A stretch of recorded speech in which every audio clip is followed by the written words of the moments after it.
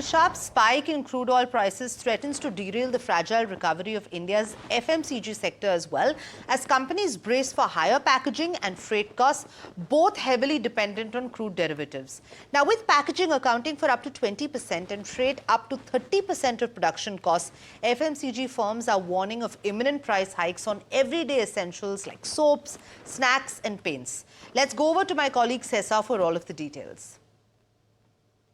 Rising tensions in West Asia have left crude oil prices primed for a surge, and since crude oil is a key input for FMCG companies, consumers can expect an increase in their monthly grocery bills and household expenses in the coming weeks. Now, companies have warned that rising oil prices will drive up their packaging and freight cost, putting pressure on profit margins. To offset these impacts, they are likely to pass the additional costs to consumers, which in turn would lead to higher prices across a wide range of items, including packaged food, beverages, soaps, detergents, and even paints. But to what extent? Well, that remains uncertain as of now. The actual impact will depend on how much oil prices increase over the next 10 to 15 days.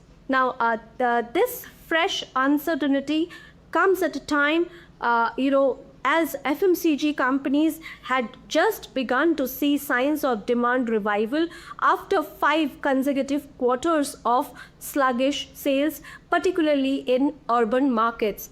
Analysts suggest that rising crude prices could derail the margin relief that these companies were expecting from the second half of this financial year, aided by fiscal stimulus announced in the recent budget. The market remains alert as geopolitical developments unfold, with many wondering how long this volatility will continue and what it means for both consumers and companies.